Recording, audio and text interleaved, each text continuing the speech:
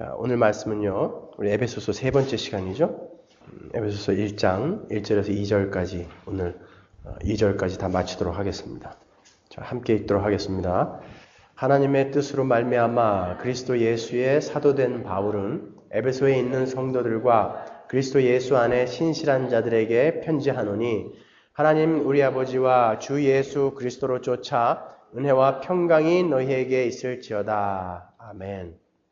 자, 우리가 지난주까지 은혜가 무엇이고 또 평강이 무엇인지 살펴봤습니다. 그래서 첫 시간에 우리가 평강이란 무엇인가에 대해서 살펴봤죠. 그 평강이라는 것은 우리가 생각하는 그런 아무 일도 없는 그런 편안한 상태, 그런 전쟁이 없는 그런 상태가 아니라 오히려 우리는 하나님과 평강, 하나님과 평화, 이 세상과는 불화, 그 상태이기 때문에 오히려 우리는 불이익과 그런 불편함을 감수해야 하는 것이 바로 우리 그리스도인들의 평강이다라고 우리가 살펴봤습니다.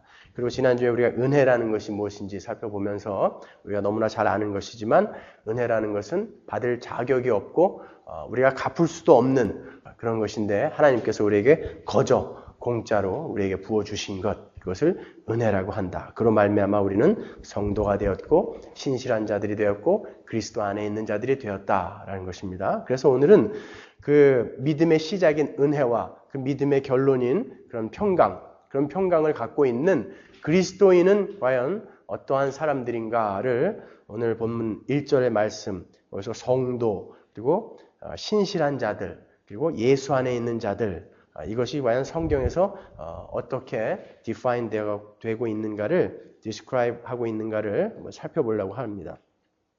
자, 1절에서 편지의 수신자를 이렇게 세 가지로 표현하죠. 첫 번째가 성도고요. 두 번째가 신실한 자들이라고 이야기하고, 세 번째 그 예수 안에 있는 자들, 예수 그리스도 안에 있는 자들, 이렇게 이야기하고 있습니다. 그래서 먼저 성도라는 말에 관해서 우리가 함께 공부해 보도록 하겠습니다. 성도라는 말은 거룩한 무리를 이야기하죠. 성도 그러면 거룩한 무리. 그래서 우리가 잘못 알고 있는 거룩이라는 개념이 있습니다. 거룩 그러면 우리가 착하고 선하고 뭐 그런 것을 저 사람 참 거룩한 삶을 살고 있어 뭐 이렇게 얘기할 때 그렇게 착하고 선하고 순결하고 순진하고 하는 것을 우리가 거룩하다 이렇게들 이야기하는데 성경이 말하는 그 거룩은 그게 아니죠. 물론 그 성경이 말하는 그 거룩의 결과로 그러한 삶이 우리에게 주어지죠. 열매로 이렇게 주어지는데 성경이 말하는 그 거룩이라는 것은 하기야조라고 그랬죠. 구별되다. 어디로부터? 구별되다. 어디로부터 구별된 겁니까 그러면? 세상으로부터 구별된 거죠. 세상으로부터 이렇게 건져져서 이렇게 세상하고는 완전히 다른 곳에 이렇게 구별되어진 것을 우리가 성도라고 이야기한다고요. 거룩하다라고 이야기한다는 것이죠. 그래서 우리가 성전에서 쓰이는 기구들을 성구라고 이야기하죠. 그리고 신의 산을 성산이다 이렇게 이야기하잖아요. 그래서 거룩한 산이다.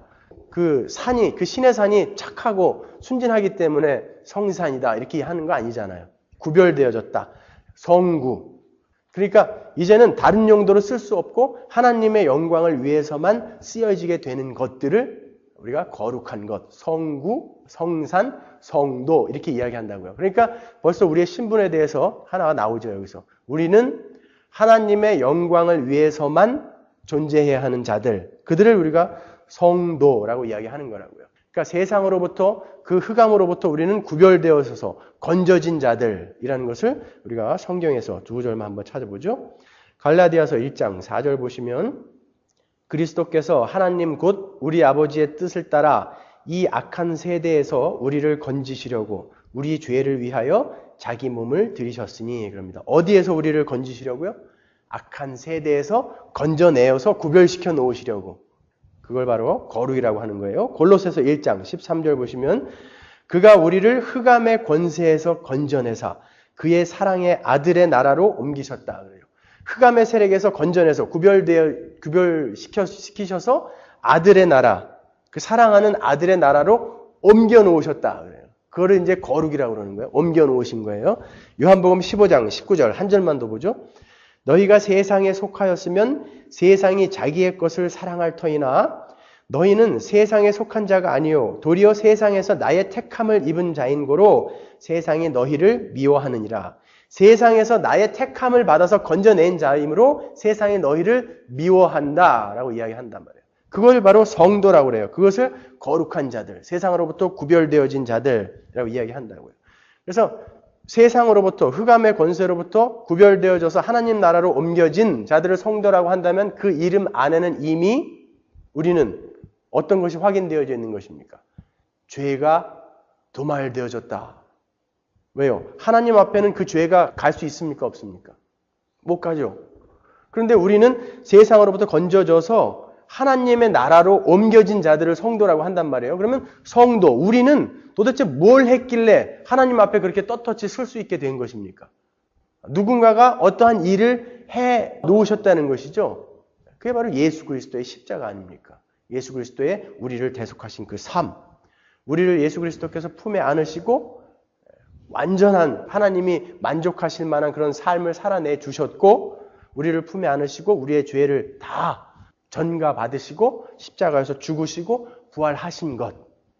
그것으로 말미암아 우리의 죄는 완전히 도말되어지고 우리는 의롭다 칭해져서 그렇게 하나님 나라, 하나님 앞에 설 수 있는 그러한 거룩한 자들이 될 수 있는 것이죠. 그래서 그 예수 그리스도의 피로 말미암아 우리는 그렇게 구별되어질 수 있었다는 거예요. 그래서 에베소서 1장 7절 보시면 우리가 그리스도 안에서 그의 은혜의 풍성함을 따라 그의 피로 말미암아 구속 곧 죄사함을 받았다. 그 예수 그리스도의 피로 말미암아 우리는 죄사함을 받고 하나님 나라로 옮겨질 수 있는 하나님을 면전에서 이렇게 보고 함께 그 릴레이션십을 할 수 있는 그런 자로 되어졌다는 거예요. 그 예수 그리스도의 피로 말미암아 우리에게 새 영이 부어지고 새 마음이 주어진 것. 그 자들을 성도라고 하는 거예요. 에스겔서 36장 26절 보시면 또 새 영을 너희 속에 두고 새 마음을 너희에게 주되 너희 육신에서 굳은 마음을 제하고 부드러운 마음을 줄 것이다. 그럽니다. 이렇게 예수님의 피로 말미암아 죄가 사해지고 성령이 들어오셔서 새 마음으로 바꾸어 놓은 자들. 그래서 세상과 구별이 되어져서 세상 사람들이 쫓는 것을 쫓아 사는 사람들이 아닌 그렇게 구별되어진 자, 하늘을 소망하며 사는 자들, 그런 자들의 무리를 성도라고 하는 거예요. 성도, 거룩한 무리다라고 이야기한단 말이에요. 주일학교 때 배운 내용이라 여러분 좀 지루하시죠? 그렇지만 잘 확인하고 계셔야 돼요. 이런 아주 기본적인 것들이 막 흔들리기 때문에 교회들이 이렇게 엉망인 거예요. 우리의 신분이 어떤 신분인지 명확히 알아야 우리가 그 신분에 맞는 삶을 살 거 아닙니까, 여러분? 근데 이 성도라는 말이 이렇게 어마어마한 말인데 한국 교회는 이렇게 성도라고 이야기하면 되게 기분 나빠해요. 그죠? 집사님, 장로님, 권사님 이렇게 얘기해 줘야지 뭐 아무개 성도 뭐 이렇게 이야기하면 마치 갓 믿은 사람들을 성도라고 이야기한다고 이렇게 생각하잖아요. 우리가 이렇게 단어를 잘못 쓰고 있다고요. 성도는 이렇게 어마어마한 말이에요. 하나님의 그 구약에서 출애굽기 19장에서 말씀하신 그 언약이 완성되어진 그러한 그 언약이 완성되어짐으로 말미암아 만들어진 한 무리 그들을 성도라고 하는 건데 아무개 성도님 뭐 이렇게 얘기하면은 내가 집사인데 성도가 뭐야? 내가 장로인데 성도가 뭐야? 뭐 이런 사람들이 있더라고요 보니까. 출애굽기 19장 6절 보시면요. 너희가 내게 대하여 제사장 나라가 되며 거룩한 백성이 되리라. 너는 이 말을 이스라엘 자손에게 고할지니라. 하나님이 이렇게 약속하신 이스라엘 백성에게 약속하신 그 언약의 완성으로 우리가 성도가 된 것이죠. 그래서 베드로전서 2장 9절에서는 이제 선포를 하죠. 너희들은 바로 그 언약의 완성인 성도, 거룩한 백성이 되었다. 그렇게 이야기한다고요. 오직 너희는 택하신 족속이요 왕 같은 제사장들이요 거룩한 나라요 그의 소유된 백성이니 이는 너희를 어두운 데서 불러내어 그의 기이한 빛에 들어가게 하신 자의 아름다운 덕을 선전하게 하려 하심이라. 이렇게 베드로전서에서는 우리의 신분을 선포한다고요. 너희들은 성도다. 그럼 구약의 이스라엘을 한번 살펴보면 그 이스라엘이 뭐가 달라서 그들이 구별되어진 거죠? 다른 많은 민족들이 있었는데 이스라엘이 뭐가 달라서 구별되어진 거예요? 지난주에 우리 살펴봤잖아요. 신명기에서.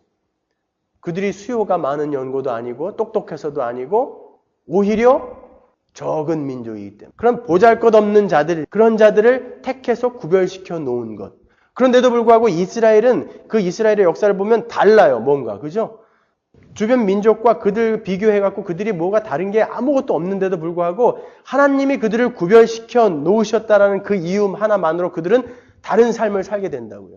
그들은 하나님으로부터 직접 계시를 받아요. 말씀을 받고 하나님은 그들에게 깊은 관심을 갖고 그들이 가는 길을 하나님이 직접 세심하게 간섭하시면서 끌고 가시는 무리들이라고요. 그래서 그들은 이 세상에 살면서도 이 세상 사람들이 아닌 것처럼 그렇게 붕 떠가지고 하나님과 관계된 삶을 살아가야 하는 자들이 바로 성도라고요.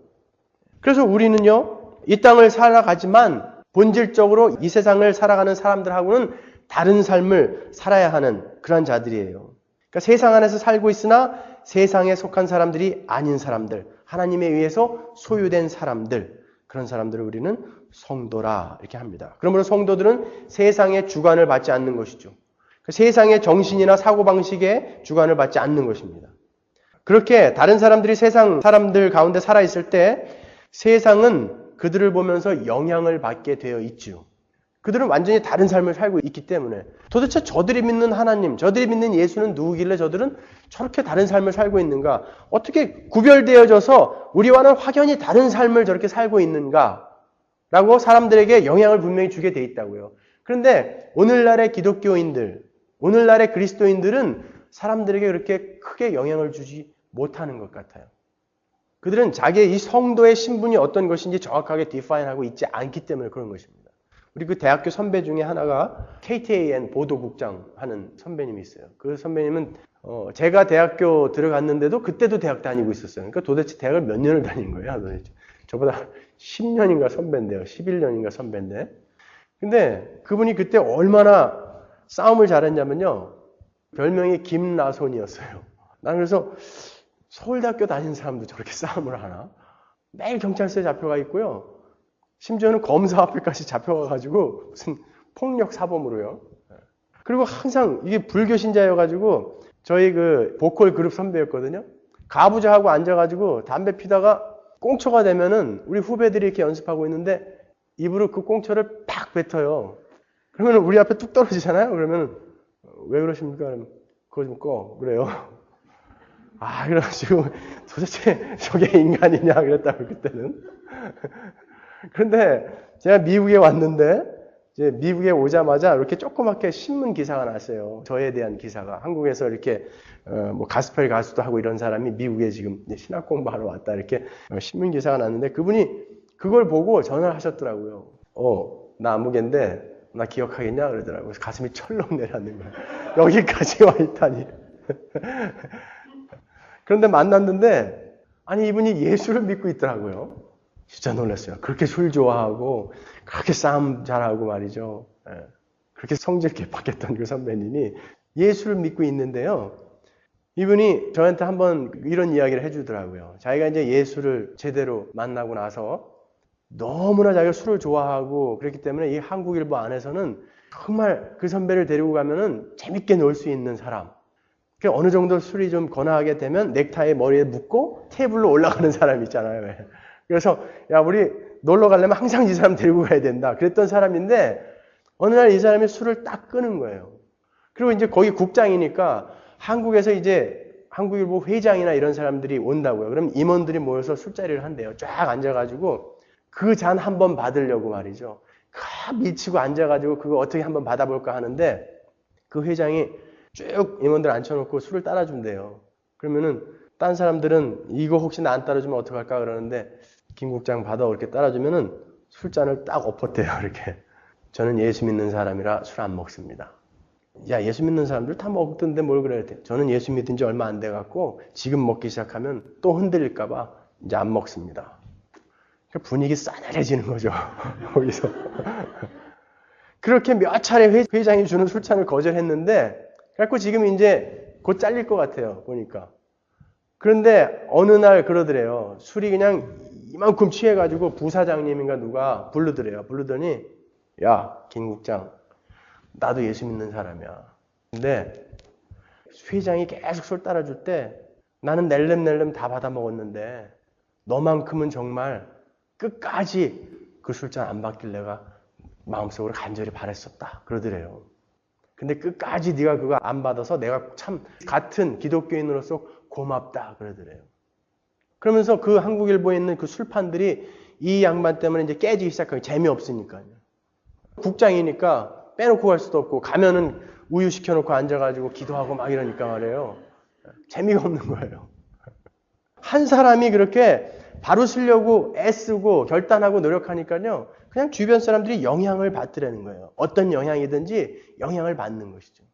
여러분, 이 사도 바울이 이 에베소 교회에 들어갔을 때에 거기에는 그 에베소는 아데미 신을 섬기는 우상을 섬기는 그런 도시였어요. 거기다가 예수 믿는 자라고는 그 세례 요한의 12제자밖에 없었어요. 그들은 예수도 몰랐고 성령도 모르는 사람들이었어요. 사도행전 19장 보면 나오죠.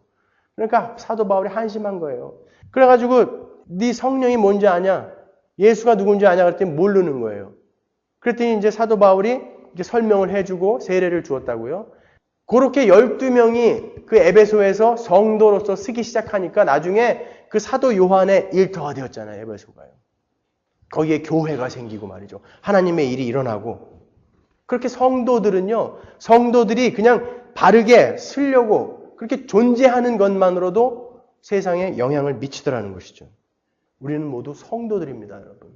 적어도 우리는 성도로서 우리 주변에 있는 사람들에게, 가까이 있는 사람들에게는 저 사람 정말 예수 믿는 사람 맞구나라는 표시는 나야 된다는 거예요. 그리고 두 번째 용어인 우리 신실한 자들에 대해서 살펴보도록 하겠습니다. 이 신실한 자들, 똑같은 말이에요. 지금 그리스도인을 이렇게 세 가지로 지금 제가 설명을 해드리는 거예요. 근데 이 그리스도인을 신실한 자들이라고 이렇게 또 이야기를 해놨는데, 신실한 자들이라는 그 용어를 살펴보기 위해서는 우리가 요한복음 그 도마의 이야기로 가야 돼요. 도마의 이야기. 그 요한복음에는 예수님께서 부활하시고 제자들에게 나타나시는 장면이 있죠. 나타나셔가지고 제자들에게 그 손에 그 못자국과 옆구리에 그 창자국을 보여주시면서 그 제자들을 이렇게 평강이 있을지어다 이렇게 인사하시면서 그 위로하고 하는 장면이 있잖아요. 그 자리에 도마가 없었어요. 그죠? 그러니까 도마가 제자들이 막 아무리 설명을 해도 나는 못 믿는다. 나는 못 믿는다. 못 봤기 때문에 난 못 믿는다. 직접 내가 그 손가락으로 그 손에 넣어보지 않는 이상, 그리고 내 손으로 그 옆구리에 내 손을 넣어보지 않는 이상 나는 못 믿겠다 그래요. 그러니까 예수님이 나타나셔서 뭐라고 그러시냐면은 손을 이리 다오 해서 손을 보여주시고 네 손 여기다 넣으라 그래가지고 옆구리를 또 보여주시고 그런다고요. 그러면서 예수님이 그러죠. 믿음 없는 자가 되지 말고 믿는 자가 되라 그러죠. 믿는 자가 되라. 거기에서 이 믿는 자라는 말이 바로 신실한 자와 똑같은 단어라고요. 믿는 자. 그러니까 믿음을 행사하는 자가 되라는 거예요. 믿는 자, 신실한 자라는 것은 믿음을 행사하는 자. 그냥 갖고 멍하니 있는 게 아니라 내가 믿는 이 믿음을 엑서사이즈 하는 자를 우리가 신실한 자라고 하는 거예요. 신실한 자. 그럼 이 신실한 자들은 그럼 무엇을 믿는 자들이냐? 이 신실한 자가 믿음을 행사하는 자들인데 그러면 무엇을 믿는 자들이냐 말이에요. 그러면 사도행전 19장 그 부분을 한번 우리가 찾아 읽어보자고요. 1절이요. 바울이 윗지방으로 다녀 에베소에 와서 어떤 제자들을 만나 가로되 너희가 믿을 때에 성령을 받았느냐? 가로되 아니라 우리는 성령이 있음도 듣지 못하였노라. 바울이 가로되 그러면 너희가 무슨 세례를 받았느냐? 대답하되 요한의 세례로라. 바울이 가로되 요한이 회개의 세례를 베풀며 백성에게 말하되 내 뒤에 오시는 이를 믿으라 하였으니 이는 곧 예수라 하거늘. 누구를 믿으라고 했다고요? 예수를 믿으라 했다 하면서 바울이 지금 설명해 주는 거예요. 저희가 듣고 주 예수의 이름으로 세례를 받으니 그들이 그리스도인이 된 거예요. 누구를 믿어야 되는 거죠? 예수 그리스도를 믿는 거예요. 그러니까 신실한 자가 되기 위해서는 예수 그리스도를 믿는 길밖에는 없는 거예요.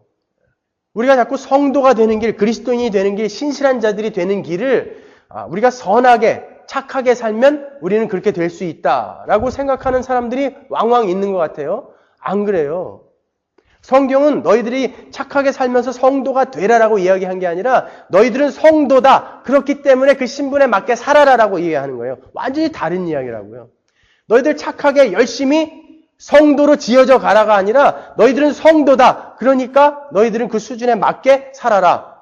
그 수준은 어떤 수준이냐? 성경에 그거를 설명해 놓은 거예요. 그러니까 우리는 계속 성경을 보면서 우리가 이런 존재구나 라고 하면서 그 존재에 맞게 생활을 하는 게 바로 신실한 자들이라고요. 그리스도인이 되는 길은 예수를 믿는 길밖에 없어요. 여러분 그 타고르라는 사람이 있죠. 인도의 그 시성이라고 1913년에 이 사람이 노벨 문학상까지 받았어요. 동양인으로는 최초죠. 그 사람은 동방의 불꽃이라는 시를 써서 우리 코리아에 관한 그 시를 2편이나 써갖고 국어책에도 나오는 사람 아니에요. 타고르. 그 사람이 쓴 기탄잘리라는 그 시집이요. 그 노벨 문학상을 받은 기탄잘리라는 시집이 저희 집에 있는데 그 내용을 처음부터 끝까지 아주 얇아요. 쭉 읽어보면 꼭 성경의 시편을 읽는 것 같아요. 주여, 신이시여, 님이여 뭐 이렇게 하면서 쭉 이야기해 놓는데 제가 몇 구절을 갖고 왔는데 천지는 님에게서 나왔고 신이여 이 천지는 신으로부터 비롯되었습니다. 당신의 발판은 그곳에 있습니다. 신이여 가장 가난하고 비천한 사람이 살고 있는 곳 당신의 발길은 그곳에 머무르게 됩니다. 당신에게 무릎을 꿇으려고 해도 예배는 가장 가난하고 가장 비천한 사람들 속에서 당신이 머무르고 있는 곳까지는 미치지 못합니다. 허영심을 품고는 결코 가까이 가지 못할 것입니다. 당신은 가장 비천한 사람들 속에서 헐벗은 옷을 입고 있습니다. 뭐 예수님 이야기하는 것 같아요. 근데 처음부터 끝까지 이 사람이 그 써놓은 그런 신에 대한 그런 예찬 그런 것들을 보면은 야, 이 사람들이 우리가 믿는 것과 별반 다른 것을 믿는 게 아니구나라고 생각할 수도 있다고요. 그런데 그 성경과 시편과 비슷한 내용이긴 한데 그 안에 예수는 없어요. 그 안에 예수만 없어요. 딴 건 다 비슷해요. 그런데 그 안에 예수만 없어요. 우리가 이단이라고 하는 그러한 많은 그 사람들, 종파들의 그 교리를 보면 그 예수만 없어요. 그 은혜만 없다고요. 이 사람은, 이 타고르라는 사람은 고대 인도의 성전인 우파니샤드라는 거기에 근거한 범신론적 그 개념의 신을 이야기하는 거예요. 범신론이 뭐예요? 범신론. 우주, 자연, 이 세상 그것은 하나로 규결되는데 그 하나가 바로 신이다라는 거예요. 이 세상은 자체가 신이다라는 것이죠. 그래서 거기에 대놓고 지금 이야기하는 거예요. 신이시여, 주여, 님이여 라고 이야기하는데 그의 이성 속에는 예수가 없다고요. 우리는 그 사람을 신실한 자라고 이야기하지 않아요. 우리는 그 사람을 성도라고 이야기하지 않아요. 근데 캐톨릭에서도 그렇고 우리는 다 성도인데도 불구하고 성 누구, 뭐 성 어거스틴, 성 프란시스, 성 마리아 이렇게 몇 명에게만 붙여놓는다고요. 이 타고르에게도 성 타고르라고 이렇게 이름을 붙이더라고요. 아니에요. 이 사람들만 성이 아니라 이 사람들은 오히려 아니고 우리가 성 김성수 이렇게 되는 거예요. 성도라니까 우리가 성도. 자, 우리가 무엇을 믿는가 그거 자세히 확인해 놓고 있지 않으면요. 엉뚱하게 지금 고생만 직사게 하다가 나중에 지옥까지 가는 거예요. 그렇게 신실한 자들은 예수를 믿는 자를 이야기하는 것입니다. 거룩하게 구별되어서 세상에서 건져내어짐을 받은 자들. 그래서 그 성도들은 세상에서 구별을 받아서 이렇게 구별되어지니까 그들이 예수를 믿게 되더라는 것입니다. 그러니까 이게 순서가 바뀌면 안 돼요. 신실한 자들이 되어서 성도가 되는 게 아니라 성도라고 하나님이 선포해 놓고 그때부터 이 사람들이 신실한 자들이 되는 거예요. 믿음은 그 후에 오는 거니까요. 이걸 잘 여러분 확인해 놓고 계셔야 돼요. 그런데 우리는 어떤 예수를 믿습니까? 그럼 예수를 믿긴 믿어요. 그러면 어떤 예수를 믿는 거예요? 병 고쳐주는 예수. 예수 믿으면 부자 만들어주는 그 예수. 그 예수 믿는 겁니까? 그럼 어떤 예수 믿는 거예요? 우리는 그럼 신실한 자들은 예수를 믿는 자들이라면서요. 근데 어떤 예수인가도 중요하잖아요. 예수의 이름을 막 부르긴 하는데 그 예수의 신성과 뭐 예수의 그 하나님 되심과 예수의 그 탄생과 예수의 그 수많은 이적과 이런 것들은 전혀 부인하는 자들이 있잖아요. 그러면서도 나는 예수를 믿는다 이렇게 이야기하는 사람들 있잖아요. 우리는 어떤 예수 믿는 거예요? 성경이 말하는 예수를 믿어야죠. 성경이 말하는 예수. 성경에서는 어떤 예수를 이야기하고 있습니까? 나사렛 예수가 독생하신 하나님의 아들이심을 믿는 거예요. 그죠? 그분의 동정녀 탄생을 믿는 거예요. 그리스도께서 이적을 통해서 자신이 하나님의 아들이심을 나타내신 것을 믿는 거예요. 그리스도께서 우리를 다 품에 안으시고 죽으신 거 믿는 거예요. 그리고 우리를 품에 안으시고 부활하신 거 믿는 거예요. 그리고 영광스럽게 그 수많은 제자들 앞에서 하늘로 올라가신 것, 그 사실도 믿는 것이죠. 그리고 다시 오실 것도 믿는 거예요. 그걸 우리가 예수를 믿는다 그래요. 그걸 다. 전체를 다 믿는 걸. 자유주의 신학자들이나 그런 종교다운주의자 그런 사람들처럼 그래 난 예수 믿는다. 그렇지만 그가 한 이적과 죽은 자를 살리고 병든 자를 고치고 문둥병 자를 고치고 한 것과 무슨 바다 위를 걸은 것, 오병이의 기적 만드는 것, 동정녀에서 난 것, 죽었다 살아난 것, 이거는 못 믿겠다. 그건 신화나 설화지. 그러면 그거 예수 믿는다라고 이야기하는 거 아니에요. 그거는. 근데 그러고도 예수 믿는다라고 하는 사람들이 예배당에 많다니까요. 난 그거 못 믿겠다는 거예요. 우리 그 신장로님이 저한테 그 준 책 중에 장로교인들은 무엇을 믿는가라는 골든 클락이 쓴 책이 있어요. 이게 절판돼가지고 이제 안 나오는데 저만 갖고 있어요. 원하는 분은 복사해 드릴게요. 거기에 무슨 이야기가 나오냐면 그렇게 예화를 들었더라고요. 나는 나폴레옹을 믿는다. 어떤 사람이 이제 이렇게 얘기한다는 거예요. 나는 나폴레옹을 믿는다. 그렇지만 나폴레옹이 그 역사적인 인물이라는 것은 믿지만 그가 뭐 프랑스 혁명을 종결시켰고 또 러시아를 침공했고 워털루 전쟁에서 패배했고 세인트 무슨 섬에 또 유배됐고 조세핀과 결혼했고 그런 거는 내가 안 봐서 못 믿겠다. 그렇지만 난 나폴레옹이 있었다는 건 믿는다. 그러면 뭘 믿는 거예요? 나폴레옹이? 나폴레옹이 내가 그런 역사적인 인물이라는 것을 믿는다는 것을 그가 한 일까지도 다 우리는 한꺼번에 쑥 들어와서 아, 그 나폴레옹 하고 이해하는 거 아닙니까? 그런데 예수님이 한 일은 하나도 안 믿고 그분이 어떤 분이라는 건 하나도 안 믿고 그냥 나는 예수 믿는다. 슈바이처 같이 말해요. 슈바이처는 예수님은 하나님 아니다. 그렇지만 그는 위대한 박애주의자의 한 사람이기 때문에 그의 삶을 쫓아서 아프리카에서 열심히 의술을 베풀면서 살겠다. 그건 예수 믿는 사람 아니잖아요. 그분이 지금 천국에 가 계실까요? 예수 믿는 자들은 그 예수가 누구시며 그 예수의 하신 일 모든 것과 그 예수님은 어떻게 오셔서 어떻게 가셨으며 앞으로 어떻게 오실 것까지도 이 성경에 기록된 것은 모두 다 믿는 자들을 우리가 예수 믿는 자 이렇게 이야기하는 거예요. 예수 믿는 자. 나중에 제가 죽고 나면은 제 김성수 어록에 하나 남길 말을 하나 제가 만들었어요. 설교 준비하다가. 뭐냐면 그리스도인은 선한 사람들이 아니라 신실한 사람들이다. 잘 이해를 못 하시는군요. 너무 어려워서. 심오하니까. 그리스도인은 선하고 착한 사람들이 아니라 신실한 사람들이다. 예수 믿는 사람들이라는 거예요. 그 신실한 자들, 성도들은요, 교회를 다니고 안 다니고 그거 문제가 아니라니까요. 이 사람이 착하고 안 착하고 그거 문제가 아니라니까요. 예수를 믿는지 안 믿는지 그것으로 결정되는 거예요. 예수 믿는 자들 중에 사기꾼도 많아요. 왜냐하면 하나님이 아직 그를 하나님의 백성으로 지어져가는 과정에 있는 자들에게는 도둑놈도 있고 사기꾼도 있고 예수 믿는 자들 중에 아주 못된 성격 가지고 있는 사람도 있고 그럴 수 있어요. 하지만 아무리 착해도 예수 안 믿으면요. 그 사람은 성도 아니고 성도 아니면 그 사람은 천국 못 가요. 하나님 나라 못 들어간다고요. 그러니까 그리스도인은 선한 사람들이 아니라 신실한 사람들이다. 이게 들을수록 너무 신실한 자들을 우리가 성도라고 하는 거예요. 그리스도인은 착한 사람, 선한 사람 아닙니다. 물론 나중에 그 결과, 그쪽으로 하나님이 그렇게 만들어 가시죠. 그렇지만 그것만 가지고 이 사람이 그리스도인이다 아니다 그렇게 우리가 판단하고 심판하고 해서는 안 된다는 것이죠. 자, 신실한 자들은 그렇게 확고부동한 믿음의 소유자들입니다.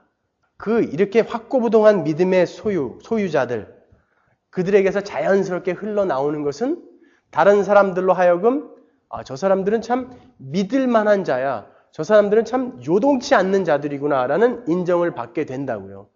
그걸 또한 신실한 자라고 이야기한다고요, 우리가. 그러니까 신실한 자 그러면 저 사람 참 성실하고 참 순진하고 깨끗하고 여러분 그렇게 생각하고 있는데 그 성경이 말하는 신실한 자는 그 이야기는 아니에요. 이런 이야기 하면은 하도 그냥 교인들에게 사기당했다는 사람들이 많아가지고 참 하기 불편해요. 그리고 사회면 보면 범죄자들은 종교가 왜 다 기독교예요, 또. 그러한 그 세상적인 믿을 만한 자도 되어야 하겠지만 성경이 말하는 신실한 자들은 믿음이 변함없이 흔들리지 않는 자들로 다른 사람들에게 보여지는 것. 그것을 신실한 자들이다라고 이야기해요. 저 사람은 저렇게 불이익을 당하고 저렇게 경제적인 희생을 당하는데도 어떻게 믿음이 흔들리지 않는다. 신실한 자들은요. 가히 사는 주 한마디만 하면은 살아날 수 있었는데 기름에 막 튀겨 죽이고 짐승의 그 먹이가 되는 그 상황에서도 그 말 한마디를 안 하는 요동치 않는 믿음의 소유자. 다른 이들이 보면서 도대체 저가 믿는 하나님이 누구길래, 저가 믿는 예수가 누구길래 저들은 저렇게 신실한가 할 때 그때 신실한 자라고 쓰는 거예요. 믿음이 요동치 않는 자. 우리 자신을 한번 생각해 보자고요. 여러분들은 그러한 요동치 않는 믿음의 굳건히 서 있는 그러한 신실한 자들이십니까? 제가 아는 목사님이 처제가 굉장히 그 유명한 예수전도단의 간사였어요. 그리고 이 DTS는 다 섭렵했고 뭐 너무너무나 유명한 그 복음 전도자로 그렇게 살던 분인데 직장암이 걸렸어요. 얼마 전에. 직장암이 걸렸는데 그 직장암이 얼마나 고통스러우냐면 암 중에 제일 고통스러운 거예요. 나중에 이게 병세가 조금 악화되면은 인조 항문을 만들어 갖고 다녀야 돼요. 그 냄새는 또 얼마나 나겠어요. 거기다가 이게 이제 계속해서 진행이 되면은 창자가 터져서 죽는 거예요. 근데 이분이 너무 열심히 기도했다고요. 뭐 방언으로 기도하고 뭐 기도원 좋은 기도원 다 찾아다니고 했는데 안 낫는 거예요. 이 사람이 결국에는 그랬다고 그러더라고요. 내가 하나님 앞에 한 게 정말 얼만큼인데, 내가 하나님 앞에 드린 게 얼만데 나를 이렇게 대우하시냐. 그리고서 지금 기수련하는 데가 있다고 그러더라고요. 거기에서 그 직장암 고친 사람이 몇 명 있다고 그래서 기수련하는 데가 있다는 거예요. 그런 사람들 많아요. 아니야, 나는 내 목에 칼이 들어와도 나는 예수님 부인하지 않을 거야. 근데 자기에게 조금만 불이익이 와도 금방 흔들려 버리는 사람들. 그 사람들을 우리가 신실한 자라고 이야기하지 않는다는 거예요. 신실한 자가 아니라는 것은 예수를 믿지 않는다는 것이고, 예수를 믿지 않는다는 것은 성도가 아니라는 것이고, 성도가 아니면 하나님으로부터 구별되어진 자가 아니라는 거예요. 그러면 그는 아직 세상에 속한 자라는 것이죠. 제가 너무 극단적으로 이렇게 예를 들어드리지만 여러분들에게 좀 경각심을 불러일으켜 드리기 위해서 이렇게 극단적인 예를 들어드리는 거예요. 아니 너무나 우리 그리스도인이라고 하는 사람들이 너무 힘이 없어가지고 말이에요. 자, 그리고 세 번째로요. 그리스도인을 그리스도 안에 있는 자라고 이렇게 이야기하고 있습니다. 사도 바울은요. 그리스도 안에 있는 자. 그리스도 안에 있는 자가 누구죠? 어떤 자들을 그리스도 안에 있는 자라고 그래요? 우리가 이거는 뭐 너무나 많이 살펴봤잖아요. 유니언 크라이스트, 그리스도와 연합된 자. 그 그리스도의 그 삶이 나의 삶이 되고 나의 영털이 같은 삶이 그리스도인의 삶이 되어진, 그렇게 서로의 삶이 전가되어진 그 관계, 그것을 내가 그리스도 안에 있고 그리스도가 내 안에 있다라고 이야기하는 거예요. 그리스도 안에 있는 자. 이 유니언 크라이스트에 대해서는 우리가 너무 자세히 많이 살펴봤기 때문에 성경 구절 몇 개만 제가 찾아드릴게요. 로마서 6장 3절에서 11절까지 아주 자세하게 그리스도의 연합이 무엇인지 사도 바울이 이야기하고 있습니다. 무릇 그리스도 예수와 합하여 세례를 받은 우리는 그의 죽으심과 합하여 세례받은 줄을 알지 못하느뇨? 그러므로 우리가 그의 죽으심과 합하여 세례를 받음으로 그와 함께 장사되었나니 이는 아버지의 영광으로 말미암아 그리스도를 죽은 자 가운데서 살리심과 같이 우리로 또한 새 생명 가운데서 행하게 하려 함이니라.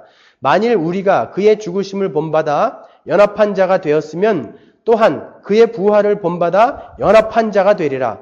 우리가 알거니와 우리 옛사람이 예수와 함께 십자가에 못 박힌 것은 죄의 몸이 멸하여 다시는 우리가 죄에게 종노릇 하지 아니하려 함이니 이는 죽은 자가 죄에서 벗어나 의롭다 하심을 얻었음이니라.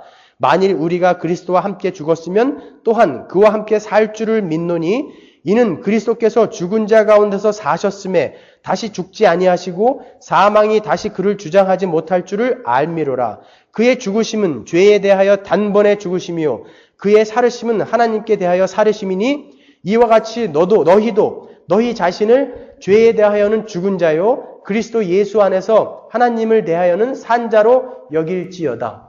어떻게 더 자세히 설명해줘요, 이거보다? 여러분, 이게 믿겨지십니까? 이게 믿겨지시면 여러분은 그냥 지금부터 성경 공부 같은 거 아무것도 안 해도 돼요. 이것만 딱 믿겨지시면. 이게 복음이잖아요.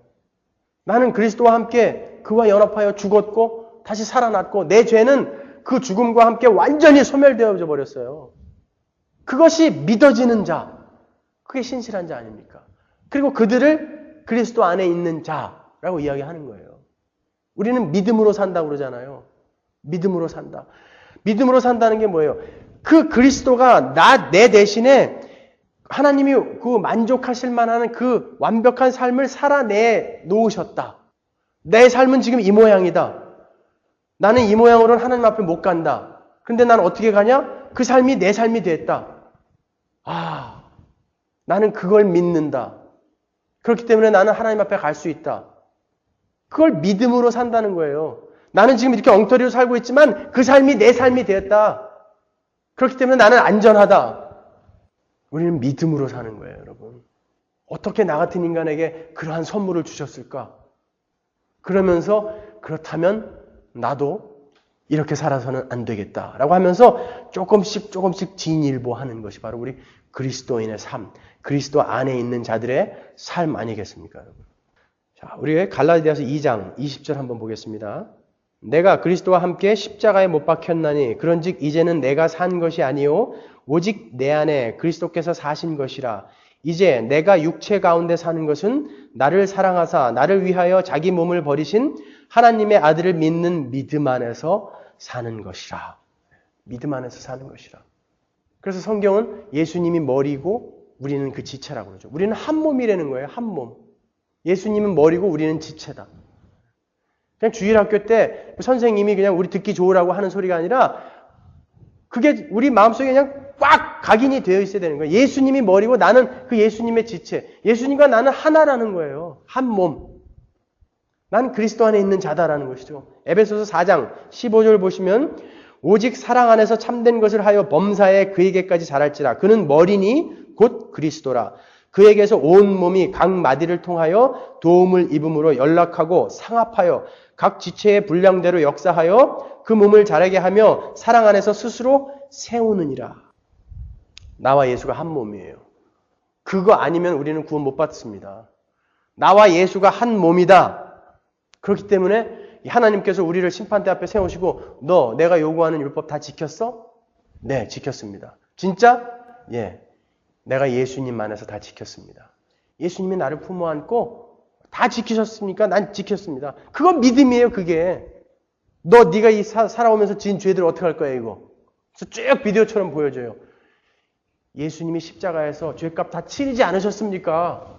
그렇게 당당하게. 그게 믿음이란 말이에요, 믿음.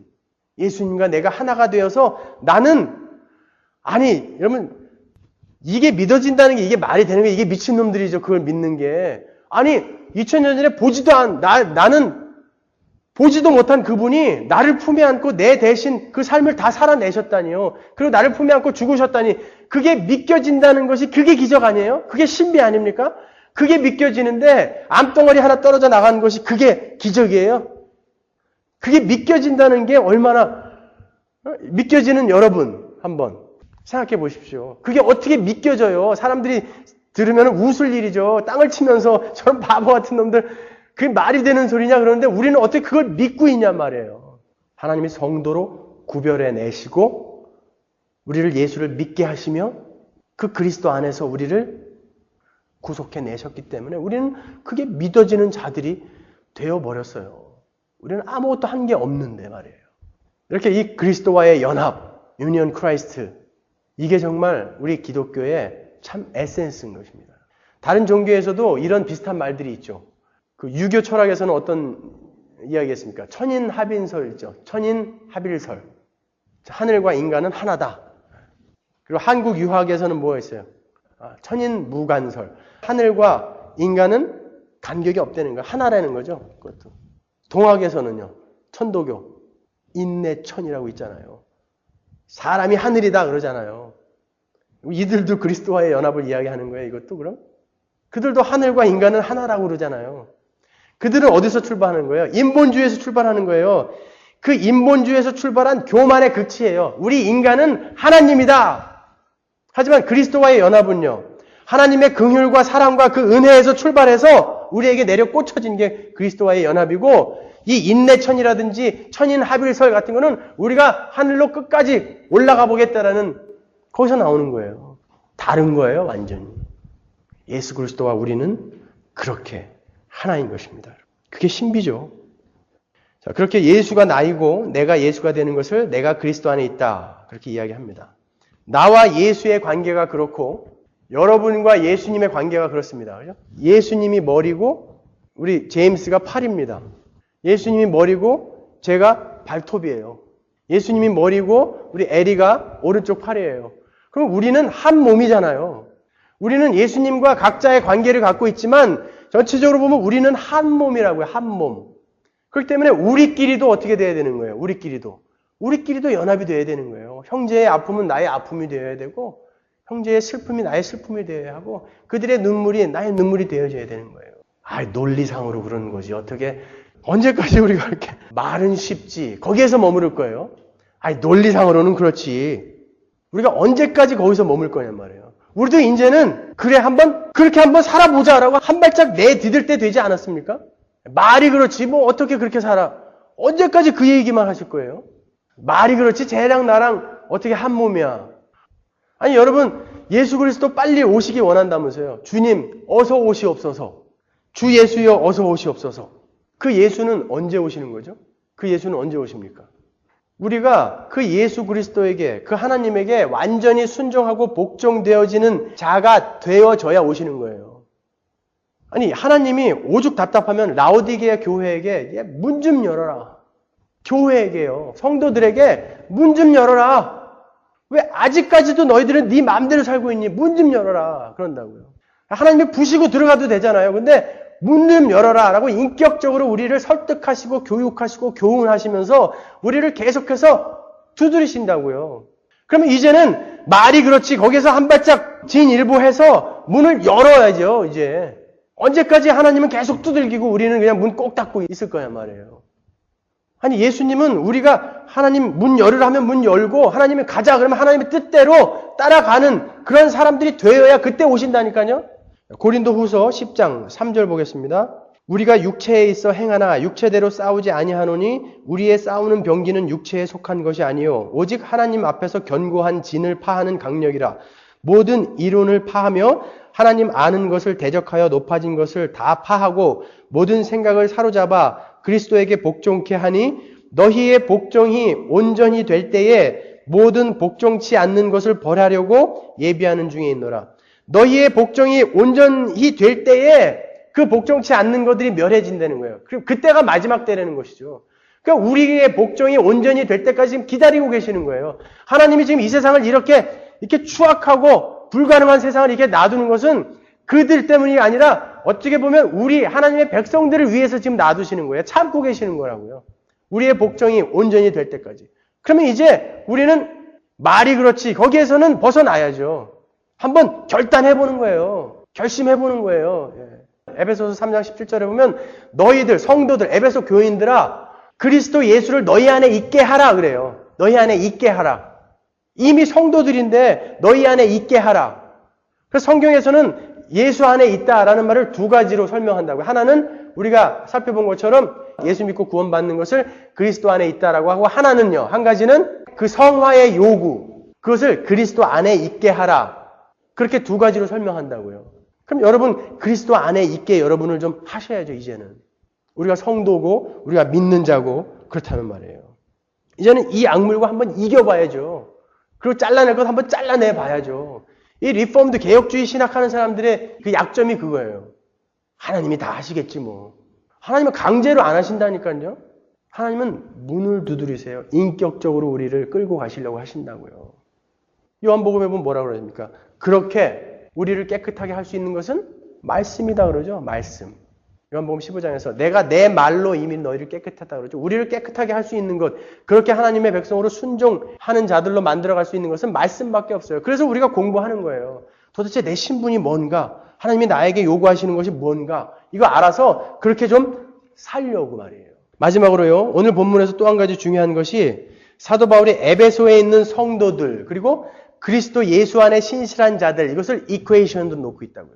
에베소에 있는 성도들, 그리스도 예수 안에 있는 신실한 자들 그러잖아요.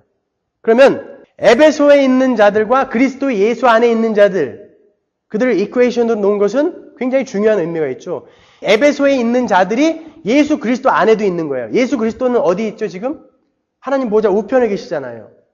그분이 머리고 우리는 몸뚱아리라면서요. 지금 목만 올라가 있는 거예요. 거기에 무슨 달걀 귀신도 아니고 우리도 거기에 같이 있는 거예요 지금. 여기서도 또 already 난 예지 나오는 거죠. 우리는 이미 거기에 가 있는 사람들이에요. 그리스도 예수 안에 있다면서요, 우리는. 그러니까 에베소에 있는 성도들과 그리스도 예수 안에 있는 신실한 자들, 그것을 동일하게 이렇게 갖다 놓은 것은 우리는 LA에 살고 있지만 하늘에 살고 있는 자들이라는 거예요. 우리 성도들은요. 우리는 이미 그 안에 들어가 있는 자들, 하늘에서 우리가 거짓말하면 안 되죠. 하늘에서 우리는 하나님의 뜻에 복종하죠. 하늘에서 우리는 순결한 삶을 살죠. 하늘에서 우리는 승질 안 부리고 그 하늘에 우리의 신분을 우리가 거기에 있는 자들이라는 것, 그것을 확신하고 아는 만큼 그 땅, 그 하늘의 삶을 이 땅에서 살아낼 수 있는 거예요. 그것을 우리가 성경에서 배우는 거 아닙니까? 하나 예로요. 만약에 야고보서 3장 14절을 우리가 읽었어요. 그러나 너희 마음속에 독한 시기와 다툼이 있으면 자랑하지 말라. 진리를 거스려 거짓하지 말라. 이러한 지혜는 위로부터 내려온 것이 아니요 세상적이요 정욕적이요 마귀적이니 시기와 다툼이 있는 곳에는 요란과 모든 악한 일이 있음이니라. 오직 위로부터 난 지혜는 첫째 성결하고 다음에 협평하고 관용하고 양순하며 긍휼과 선한 열매가 가득하고 편벽과 거짓이 없나니 화평케 하는 자들은 화평으로 심어 의의 열매를 거두니라. 자, 우리가 이 말씀을 읽었어요. 위로부터 난 자들, 하나님의 백성들은 이렇게 산다. 성결하고 화평하고 관용하고 양순하며 긍휼과 선한 열매가 가득하고 거짓도 없다. 아, 우리는 하늘에서 지금 그렇게 사는 자들이구나. 그러면 나는 그런 신분을 갖고 있는 자니까 이 땅에서 나도 거짓말하지 말고 양순하며 화평하며 온유하며 인내하며 그렇게 살아야 되겠다. 그러니까 아는 만큼 그렇게 살아내는 거예요. 나는 왜 내 삶이 이래요? 나는 왜 이렇게 교회를 오래 다녔는데도 내 삶은 이래요? 그건 뭐냐면요. 목사님 나 성경 진짜 안 읽었어요. 그거예요. 모르니까 못 사는 거 모르니까. 그러니까 여러분 성경 공부하자 그러는 거예요. 우리가. 그래야 그 사람의 삶이 다른 사람들과 좀 달라 보이고 구별되어지고 그러니까 사람들이 저 사람 참 믿을 만한 사람이네. 요동 없는 사람이네. 저 사람이야말로 성도구나. 거룩한 자구나. 이렇게 인정되어지는 거라고요. 우리가. 결국은 또 우리는 성경으로 돌아가는 거예요. 하나님은 그렇게 우리를 구별해 내십니다. 성도로요. 그러고 나니까 그들에게 믿음이 생겨요. 그래서 그들이 예수를 믿습니다. 신실한 자들이 돼요. 근데 그것을 어떻게 만드셨어요? 예수 그리스도 안에서. 예수 그리스도 안에서 우리를 그렇게 성도로 신실한 자들로 만드셨어요. 그래서 우리는 그 예수 그리스도 안에 있는 자이므로 지금 이미 하늘의 그 영광스러운 나라에 참여하고 있는 자들이라는 거예요. 그럼 여러분 이제부터 나갈 때는 어깨 딱 펴고 나가시는 거예요. 아, 난 그런 자구나. 어깨 탁 펴고 나가세요. 그래서 사람들이 야, 무슨 뭐 개뿔도 갖고 있는 것도 없고 너는 처지도 뭐 그런데 뭐 이렇게 웃고 다니냐 희죽희죽 그러면 그러세요. 니들은 몰라. 한마디. 니들은 몰라. 근데 나는 알아. 좀 그런 사람들이 좀 주변에 좀 많았으면 좋겠어요. 그냥 사소한 거 하나 가지고 하나님이 계신 거야 안 계신 거야 도대체 니들은 몰라. 하지만 나는 믿겨져. 그게 얼마나 큰 축복입니까? 그걸 소유하고 있는 분들인데 그런 평강과 그런 은혜를 입은 분들인데 여러분 다른 무엇을 바라고 계십니까? 다른 어떤 거에 목숨 걸고 계십니까? 여러분? 여러분의 신분은 바로 그런 분들이에요. 여러분은 성도이고 신실한 자들이고 예수 그리스도 안에 있는 자들입니다. 기도하겠습니다.